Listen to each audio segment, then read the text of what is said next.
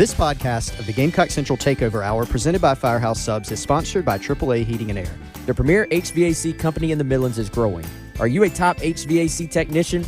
AAA Heating and Air is looking for dedicated applicants to fill their fast-growing service department with top-notch HVAC technicians. If you're the best, then they want you. If you're ready to stop working and start a career, you can earn up to $100,000 plus a year at AAA Heating and Air. Quality candidates will have at least 2 years experience and a good driving record. Benefits include top industry salaries, commission on service and unit sales, set call limits, company-provided take-home vehicle and gas card, company-provided cell phone and tablet, health, dental, and vision benefits, 401k retirement plan with company match, and scaled PTO based on length of service. Contact Roy and Dana Finley at 803-677-1500 or check out their job postings on Facebook or ZipRecruiter.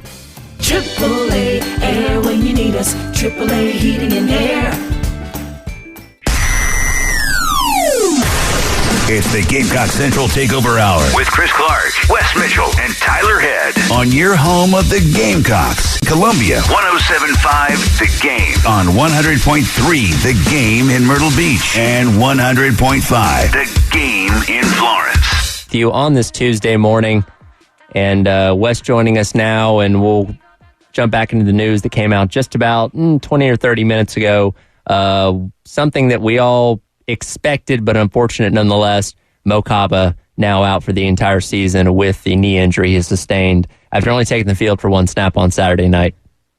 Yeah, it felt inevitable with Beamer's comments on Sunday, and we had heard that was the case as well. But now obviously confirmed by South Carolina, Kaba out for the year.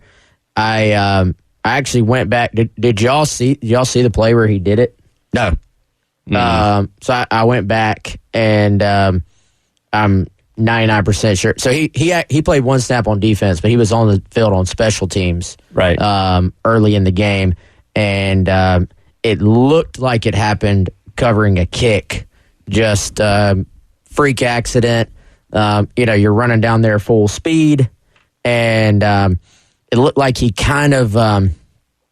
almost kind of got clipped, not clipped like the penalty, but more just like from a literal standpoint when you're running and somebody almost kind of side swipes you a little bit, like almost incidental contact it looked like, and went down, and you could only see it from like the camera was not focused on him. You could only see it like in the corner of the screen, and instantly kind of went to his knee. Or reached to his knee, I should say, and then kind of hobbled off. And at the time, I think the announcers and the camera were focused on where the ball had gone. I don't know if anybody even obviously noticed that it was something that serious. I didn't notice it watching, in the stadium either. But to what matters here, you just really, really hate it for Mo. Obviously, anybody who's a Gamecock fan already knows his story from last year.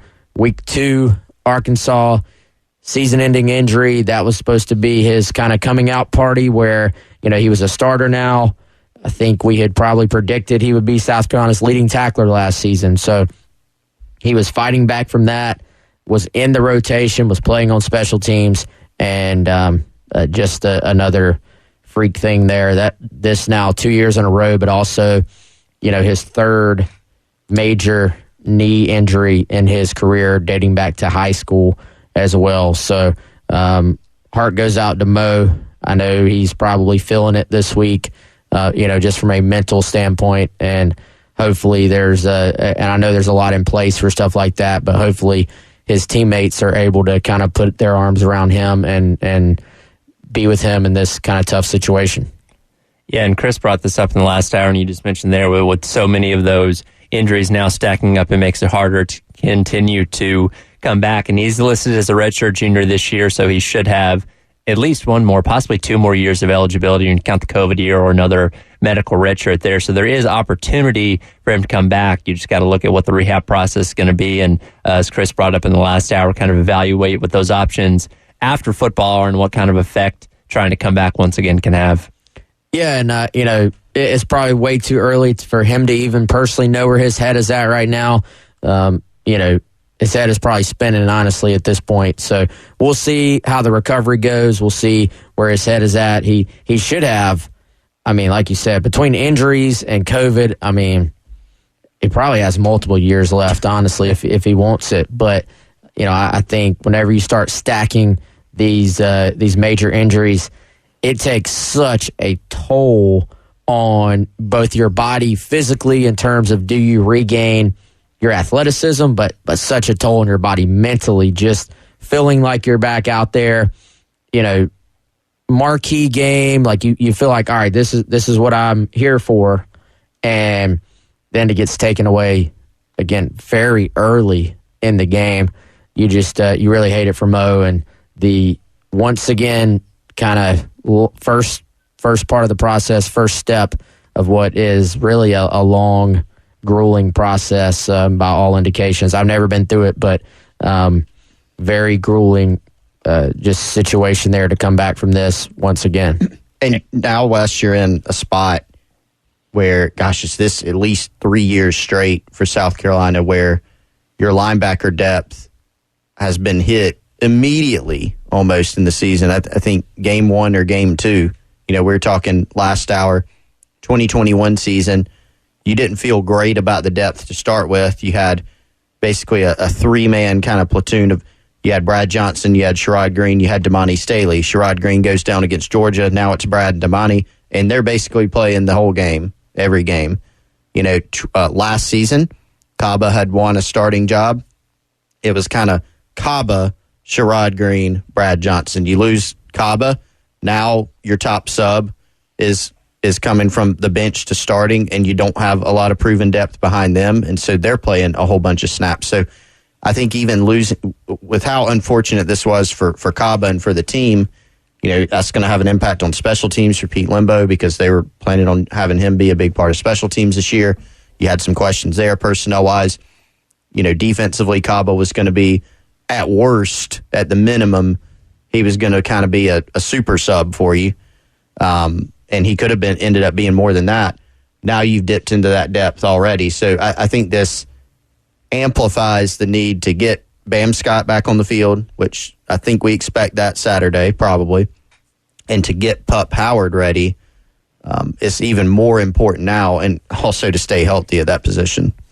Yeah, I mean, it's a spot where we thought they had improved depth, and they do, but you're dipping into that just right off the bat. And, you know, I think for Kaba, it kind of, I thought it was a great situation for him, the way it lined up, in that he at no point was forced back into action early. You know, they kind of let him go about it at his own pace, you know, at the proper pace. And they kind of had their 2 starters, but he was right there as a backup and was going to be able to kind of ease in, and they were going to be able to monitor it and, you know, make sure he felt fine. And so it really set up well for him to maybe, as the year went on, to see his snaps go up. And, you know, I think obviously if a guy had gotten, if, you know, Stone or Debo had gotten banged up, you would have felt really good about, hey, we're plugging in what's pretty much a veteran at this point, a guy that's been around, and, you know, he's ready to roll and step in whenever that moment comes, because you know you're going to have guys banged up at that position. And, you know, right now, again, you hate it for Mo, and certainly from a team standpoint, it is a major loss as well, because, you know, this guy, he kind of had the skill set you're looking for in SEC linebacker. You know, 6'2", 253, could move, not undersized at all, and, you know, kind of has prototypical traditional SEC linebacker size, and just a really, really big loss for him and the team. Wes, let's shift from defense to offense, because I was looking up some stuff statistically from game 1, and I'm shoehorning this in here. So, you know, you've got some off-season crusades in the past.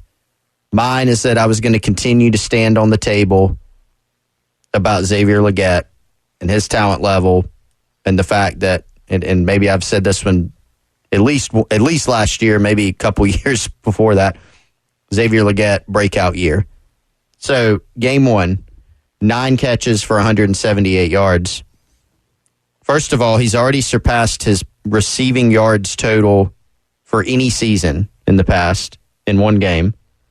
So he's never had more than 178 receiving yards in the season, which actually blew my mind. His 9-catch mark is half of what he amassed the entirety of 2022. So here's my question to you, my hot take question. So Juice Wells hopefully back on the field, maybe not for Furman. If I had to guess, Wes, Juice Wells is back for Georgia. That's my guess. We'll see what Shane Beamer says today.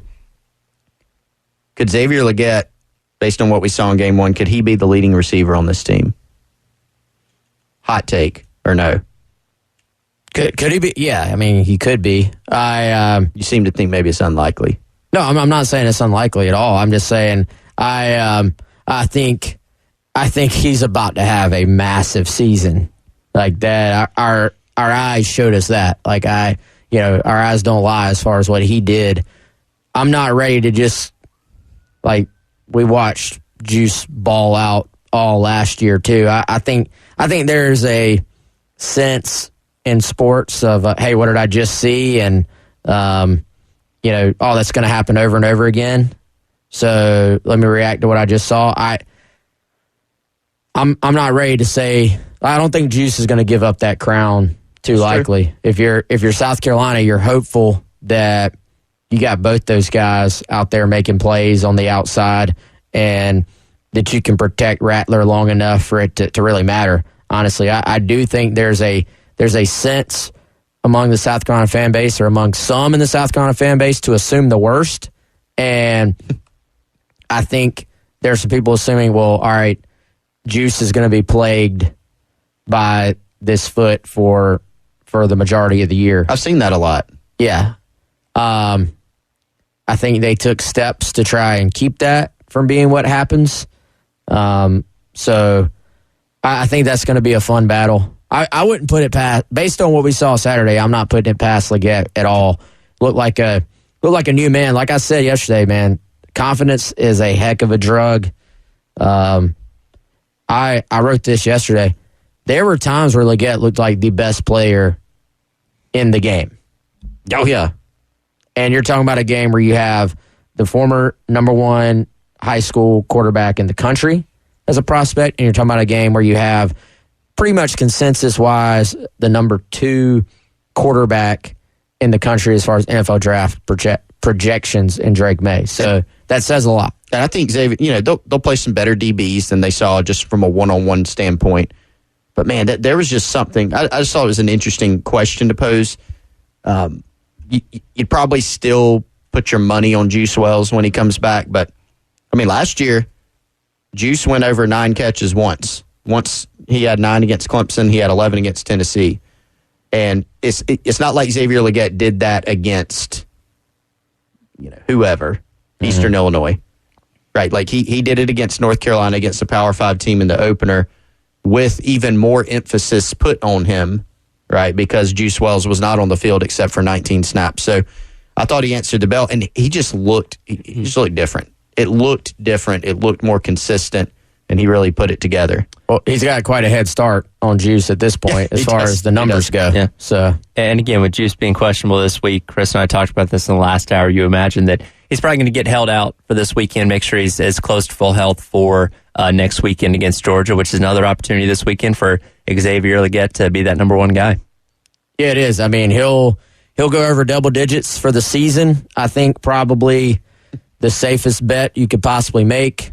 Probably breaks into the 200. He'll be averaging 100 yards a game 2 weeks in. 100 yards receiving per game 2 weeks in, I would say, is a pretty safe bet.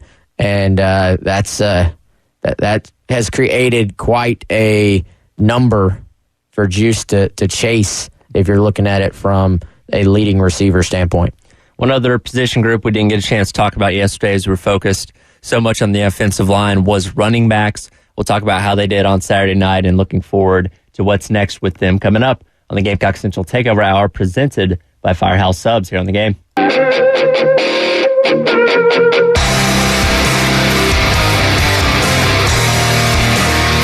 It's It's the Gamecock Central Takeover Hour with Chris Clark, Wes Mitchell, and Tyler Head on your home of the Gamecocks in Columbia, 107.5 The Game. Also heard on 100.3 The Game in Myrtle Beach and 100.5 The Game in Florence.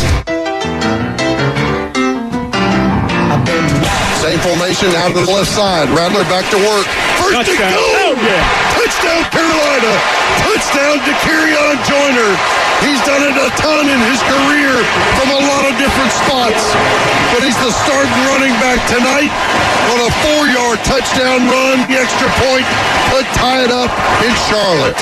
Welcome back in at the Gamecock Central Takeover Hour presented by Firehouse Subs. Tyler, West, and Chris along with you. That was the call on the Gamecocks Radio Network on Saturday night to Kerryon Joyner getting in the end zone for the first score of South Carolina's season. Unfortunately, it wasn't too much more to write home about with the running backs after that. Juju McDowell did get the other touchdown a little bit later on, but when you talk about the struggles that South Carolina had on the offensive line, I don't care how good your running backs are, they're going to have a tough time getting yards when you can't block for them as well. Yeah, I think it's one of those situations where it is hard to judge that position because you do have so many different variables involved there. And, you look, like we said, at the number of missed blocks, the lack of room to run. I think if you look back, there were probably some opportunities there where, if you can make a guy miss, if you can, I think there's a couple of like shoestring tackles from North Carolina that maybe could have gone for bigger plays that maybe we're having even a little different conversation about the running backs. I kind of look at that spot still as being incomplete. I think, it's something we'll continue to watch as the year goes on. We also, I made this point leading into the game, we got to remember as long as he being Kerryon Joyner, as long as Kerryon Joyner has been at South Carolina, this was still his first career start at running back. So, I sort of made the point of, hey, he's going to need to settle in, and there are going to be situations he's maybe never seen, certainly in a game situation for the first time, and he's going to need to have some time to get comfortable, and it's just really hard for him to get into any type of rhythm without there being much room to run. If he'd have come out there and there were some big holes and he could hit them and get to that second or third level and, there's a little bit more room to kind of set up a broken tackle, those things are different than when you're having to break a tackle when you first get the football either in the backfield or you first get the football on a pass to the flat too. So, I think you give the grade incomplete. I'd like to see as well some of the other backs get a shot to get into the rotation.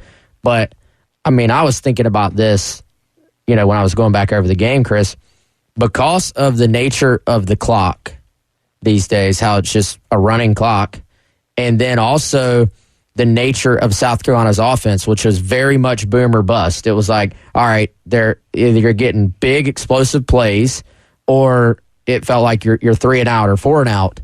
There really were not many plays in this game for South Carolina's offense. There weren't many opportunities to rotate other guys in. So at that point, you're trying to do everything you can to get your starters, Joyner, and then of course Juju right behind him, trying to do everything you can to get those guys going. I don't know that there was much of an opportunity to rotate other guys in because the game is moving fast. And then by the time you get into the third or fourth quarter, you're playing from behind. So that's maybe not the time to start throwing other guys in there if you felt like Joyner and McDowell were your two best. Yeah, quickly off of that, only 70 total offensive snaps for South Carolina on Saturday.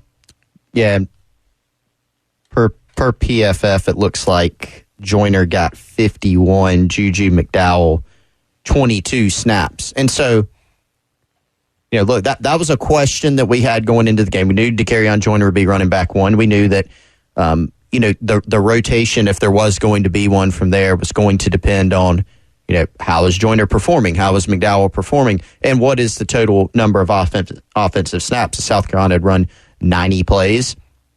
Would we have seen Mario Anderson? Probably so. That's possible. That's something that we've gotten today. Hey, how about Mario Anderson? What's his status?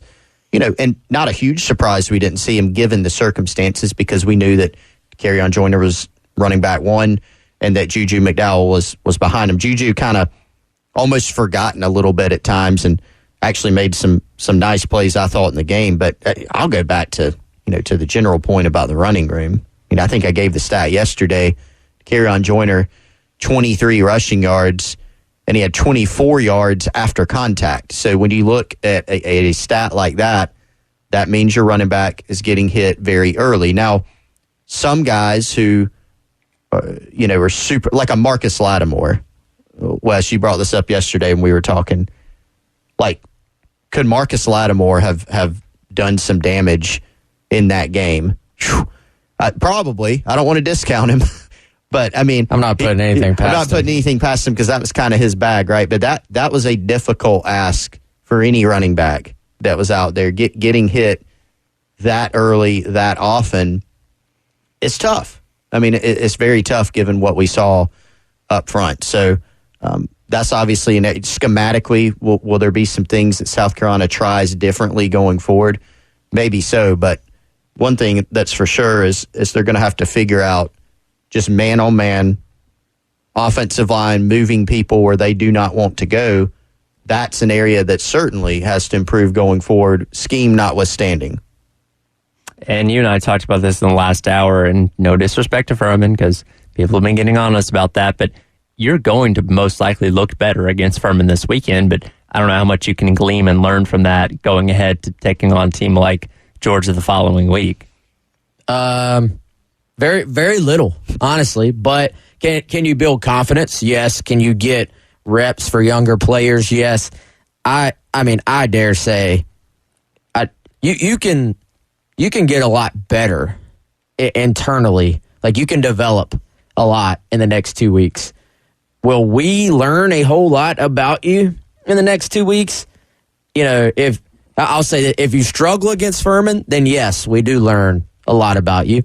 If you take a huge, massive step forward, some people are going to roll their eyes when I say this, but let me just remind you back to Florida 1 week, Tennessee the next, as just the perfect example that week to week, things change in college football.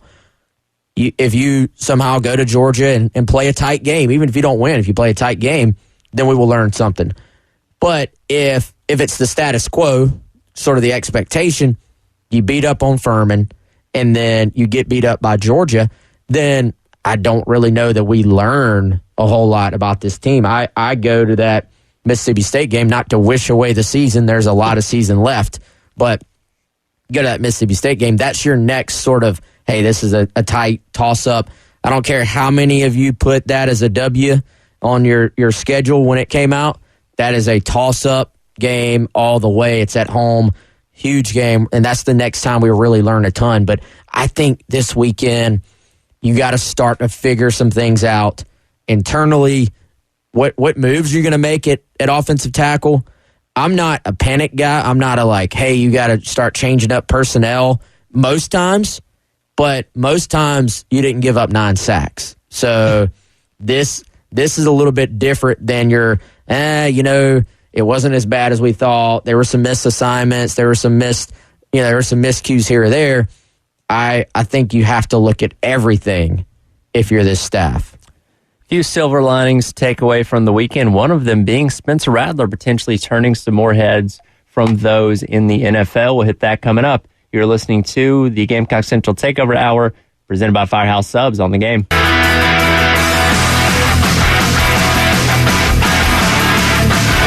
What you're talking about. Sponsored by Love Chevrolet. On your home of the Gamecocks. In Columbia, 107.5 The Game. Also heard on 100.3 The Game in Myrtle Beach. And 100.5 The Game in Florence. Welcome back in. Gamecock Central Takeover Hour, presented by Firehouse Subs. Tyler, Wes, and Chris with you on this Tuesday morning. Still looking back at South Carolina's matchup with the Tar Heels on Saturday night. And obviously it was rough in a lot of ways, but a few silver linings to take away from it. Jim Nagy, who is the director of the Reese's Senior Bowl and a former NFL scout, was on Andy Staples' On 3 podcast yesterday talking about what he saw from Spencer Rattler from a pro prospect standpoint on Saturday night. And Rattler's defense, man, when you watch the tape, I mean, he was sacked 8 times. He could have been sacked 20 times. He's got nice feel in the pocket. He got out of there a bunch. He ripped it. Not only did he escape with like feel and quickness, like he ripped away from some sacks from some big guys. So he showed some strength in the pocket. And then he delivered some strikes under dress. Like there was a bunch. Spencer Rattler put a bunch of NFL throws on tape in that game that scouts are going to love. It's the compromised pocket into tight windows. I mean, he was doing all that stuff, and he lost one of his best receivers, arguably his best receiver, Juice Wells. Yep. In the first half, and he kind of turned Xavier Legette into an overnight star. He played his butt off the other night. So no, man. I mean, it was a disappointing outcome for South Carolina fans. I'm sure they're bummed, but man, I thought Spencer played great. The staff there at South Carolina all offseason was talking about what a great offseason Spencer had, and you could see it. There was a lot of growth from last year's tape. And considering the fact that Spencer was under fire the entire night with 9 sacks, not 8 sacks, like he mentioned there, not a bad result, all things considered. And, going into last season when Spencer came here, everybody was, talking about, okay, he's going to come to an SEC school for 1 year, ball out, and then go to the NFL. Obviously, that didn't happen. So, in a lot of ways, this is a rebound year for Spencer to get back in the good graces with a lot of pro scouts. And according to him, looked pretty good doing it on Saturday night. Yeah, that's what my eyes saw, too. I thought Spencer was a warrior. I thought there were some throws there that absolutely, like when he says NFL throws, you look at the out route to AB that, unfortunately was dropped on that 4th down. You look at the throwback on kind of they kind of rolled Spencer out one way and they had Legette going across the field on the other. Some other balls where he put the ball really on the money despite being hit or, having somebody in his face. I thought if you're kind of a scout looking, saying, can Rattler play in the NFL? Can he do the things we need him to do? This was a great display of that. I think whatever ESPN's QBR is absolute trash because it had Rattler way down the list there as far as SEC quarterbacks go. I don't know what all goes into that. It had Drake May higher statistically than Rattler. I guess it heavily weights touchdowns, I assume, but I thought this was a phenomenal game for Rattler, all things considered. The only thing I disagree with him on there was that I'm not ready to give Spence complete credit for making Legette an overnight star. That was hours and hours and hours of work, building up confidence and being 6'3", 227 with 4.4 speed that resulted in Legette becoming an overnight star. That's one of those things where you only see the peak of the iceberg and you don't see everything that was going on underneath it to get you to that spot. Legette, a guy who has been through really, honestly, unspeakable things as far as in his personal life, dealing with loss, and so I'm not gonna take away all the hard work that guy put into putting himself in a position to show out on Saturday night. I know that was a throwaway line from Nagy there, so not picking on him, but let's give Legette the credit for everything he did on Saturday. Yeah, and credit to Spencer Rattler for throwing those balls, and they were well placed, but those were, here you go, X, go get this, right? And Xavier made that play. That could have just fallen out of bounds, right? Or just been incomplete, or the defender could have made a great play on it if Xavier Legette wasn't so big and athletic and came down with those footballs. I'm thinking specifically the two, deeper balls down the sideline. So, yeah, I mean, I thought it was a fantastic performance by Spencer. I thought he outplayed Drake May mainly because when you contextualize it, maybe people forget this performance a little bit more because South Carolina lost the football game, but Drake May wasn't running for his life most of the game. Drake May made 2 pretty big mistakes that Spencer Rattler didn't make. So, you look at the biggest areas that the staff wanted Spencer to be able to improve on, and one of them was taking better care of the football. Now, that was an entire team thing. That was running backs with ball security. But Spencer, despite the amount of pressure he was under, literal pressure, people in his face, and also just game pressure, South Carolina playing from behind for the entire game, the pressure that one could feel for, hey, you're matching up against Drake May. This is big-time quarterback versus big-time quarterback. He answered that call because he didn't look fazed by it at any point, I didn't think. He looked in control. He made a lot of plays despite that pressure. And I think the big thing was he kept the reason that South Carolina was still in that game despite how weird it was, despite how poorly they played, is because Rattler was a huge part of ensuring they didn't make any big mistakes. Yeah. In spite of all that pressure, he didn't make poor throws or poor decisions. He only missed, I think the team had per PFF 4 drops. He missed very, very few throws in that game. Mm-hmm. No turnover-worthy plays either, according to PFF, which I think turnover-worthy plays, as much as I don't always agree with PFF, turnover-worthy plays is a much better indication of how well a quarterback played in that context than actual turnovers are, in my opinion. You look at the game last night with Clemson and Duke. I thought, it did end up hurting Clemson, but I thought there were several plays where the ball was in danger, where they were playing with fire even before the turnovers did start to pile up and really hurt them. So, I thought Rattler not only did he not turn the ball over, he didn't even put the ball necessarily in danger of being turned over. And generally when you're getting hit the way he is and you have guys all around you, he actually got out of some potential sacks, and all those things were great to see. Now, if you're Carolina, you're just saying, can we give this guy any time to operate? Because it's not going to take perfect offensive line play, but it's going to take more than what we saw on Saturday. And given the struggles they did have on the offensive line, we obviously didn't get to see a ton of what Dow Loggins could do as a play caller because you had to make up for that inefficiency there. But given that Spencer Rattler played well, given the circumstances, that at least shows some degree of comfortability in what this offense is so far. Yeah, I think it's hard to judge an OC on one game regardless, but certainly with all the things we're talking about, I kind of put it as incomplete. I'm sure every OC looks back and says, man, I wish I had this call back, that call back. I thought there were some good calls as well. Also, frankly, I felt like Loggins anticipated that there were going to be issues running the ball inside. I think that's why they threw quick balls to the outside to start the game.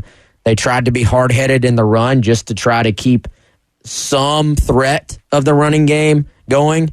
That's when the fans around me were rolling their eyes. Why do they keep running the ball? Why do they keep running the ball? I promise you, they know they have not run the ball well. They're well aware of that, but they're trying to be somewhat hard-headed to not completely abandon it, right? Now, if you're Loggins, you can go back to the drawing board.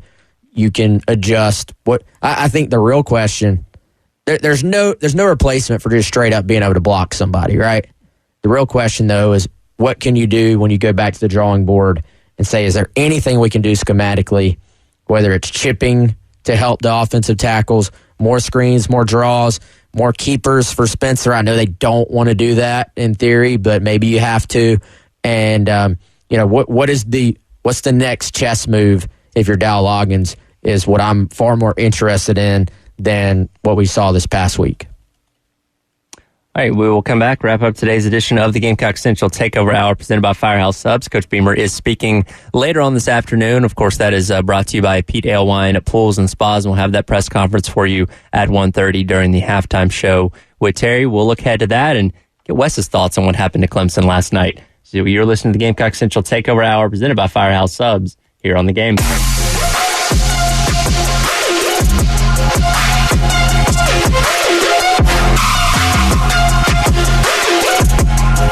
It's the Gamecock Central Takeover Hour with Chris Clark, Wes Mitchell, and Tyler Head on your home of the Gamecocks in Columbia, 107.5 The Game. Also heard on 100.3 The Game in Myrtle Beach. And 100.5, The Game in Florence.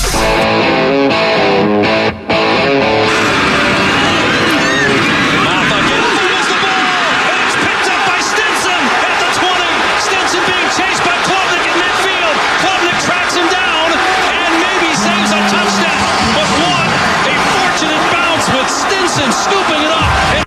Welcome back in. Gamecock Central Takeover Hour presented by Firehouse Subs here on the game. Tyler, Wes, and Chris. That was a call last night on ESPN. One of many mistakes Clemson made last night against Duke with Maffa fumbling that ball from the 4-yard line, Jalen Stinson of Duke returning it to the other side of the field, and Duke would go on to score a touchdown, leading to a 28-7 victory. And Clemson, first game under Garrett Riley's new offense, didn't look like the Clemson we've seen over these past couple of years. Well, didn't you hear? This is not Garrett Riley's offense. This is the Clemson offense. Apparently this so. Is Garrett Riley. This is Garrett Riley. I'm sure he does now. This is Garrett Riley running the Clemson offense, y'all. I mean, this is not some hot take. This is not some, idea I came up with. But the lack of hitting transfer portal, the number of scholarships given out to, kind of the friends of family. You got to give them out to those guys that got a lot of heart and a lot of grit, right? The friends and family discount. Yes. It's catching up to them. It 100% is catching up to them. But hey, I don't even want to make this about Clemson. Shout out Duke, man. Like, those guys were playing with some swagger. Like, they believed they were going to win that game. They looked like the better team the entire game. They really did. And, we could talk about Clemson's mistakes. Duke had mistakes as well. It's not like Clemson gave them the game. Duke had a fumble on a punt that they really shouldn't have even fielded, I think. And it was just, silly game one error by a veteran guy. Like, people make mistakes. So I think you look at this game, but I felt like, and I hate to be this guy, they were talking about, even after the huge Clemson fumble, return back, the comment is about, man, Cade Klubnik did a fantastic job of tracking that guy down and tackling him. I'm like, guys, let's talk about how Duke is out here beating Clemson. And this did not feel like a fluke to me. I know it was a weird game, but hey, it's a week one. You're going to have turnovers. You're going to have weird stuff happen. And Duke took full advantage. I thought Duke up front looked, like they could handle Clemson. They didn't get overwhelmed. I thought Duke's running back was fantastic. And, I mean, there's an argument to be made that Duke had the better quarterback in this game. Saw a stat that I think that was the first points that Clemson had given up on the opening drive of the season, either under Dabo or in a number of years. So Duke, of course, got field goal, very first drive of the game. And I think that's a great point you made, Wes. This was not a fluky game because if you just look at, if you just watch the game, they matched up well on the lines of scrimmage. Duke's quarterback played better than Clemson's quarterback. Their receivers played better. Their running back was certainly up to par. And the fact that Duke had mistakes. Like, if Clemson had just made all those mistakes and Duke had just, been stymied on several drives, okay. But they had the punt. That was the only time Clemson actually did score, was after Duke gifted them the ball there on that punt. They had some penalties. I mean, I was telling Tyler earlier, I think there were 2 or 3 drives where they had a 3rd and 2 that then became a 3rd and 7, right? Or something like that. So Duke did not play a perfect game. In fact, I was watching the game, going through it, saying, man, Duke has outplayed Clemson, but for this mistake and for this mistake. And so the concern for them became, would those end up biting them? And they didn't. They ended up making enough plays, and Clemson obviously had their share of mistakes too, big ones. And this certainly isn't a Duke team that, won 3 games last year. They had a solid season, 9 wins, and Coach Elko, obviously certainly a good coach. So it's not like an utter shock that they were able to beat Clemson, but the manner in which they did it, I think, is what surprised most people. I feel like for a number of years, if you watched a team that had a shot even to upset Clemson, like, let's not even say they do it, they just had a chance. Like, I remember watching games that were closer than they should have been, and you kind of felt like the other team was just holding on for dear life. Like, okay, we've lucked out to this point. Clemson just looks a little bit off, but you were always waiting because you knew they had such good athletes on offense, and they had, athletes across the board on defense, but just that their defensive line, you always felt like their pass rush was going to make a play to change the game. And you knew Venables was going to just keep firing at you. Like, he was going to keep blitzing. He was going to be aggressive. And I felt like you were just waiting on Clemson to score 21 unanswered and put the game away. This, to me, I know it's one game, but this did not feel like the Clemson that just has that overwhelming talent where you were just waiting on them to take over. It felt just much more like two relatively evenly matched talented teams going at it in a game that could go either way, as opposed to a game where you're just hoping, if you're playing Clemson, you're hoping this is your 1 of 10 times because they're going to beat you the other 9. Yeah, they're starting to lose that benefit of the doubt that they've had for so many years. Like you said, they just have better athletes at so many of the different positions that they're going to overcome whatever, deficit they have late in the game. And particularly when it comes to wide receiver, Antonio Williams is a fine wide receiver, but he's a far cry from T. Higgins, Justin Ross, going back several years, Sammy Watkins, this litany of amazing receivers they've had come through Clemson. You certainly have that guy right now. Yeah, and I think in a lot of spots that's across the board. Like, it just doesn't feel like I feel like the other Clemson teams would just overwhelm you eventually. This does not feel like they're in a position to overwhelm you. And the absolute obvious to this, too, is it just shows you how far having 2 generational quarterbacks back-to-back. And I'm not going as far as to say those guys were everything, right? Like, that's going a little too far. That takes away from the guys they had around them. But certainly, when you have generational quarterbacks, that makes all the difference in the world for your offensive play caller. And, frankly, other kids want to play with those guys, too. So it just makes your life so much easier if you had a Deshaun Watson or a Trevor Lawrence. And right now, it does not appear that Clemson has that, although DJU looked pretty good for Oregon State.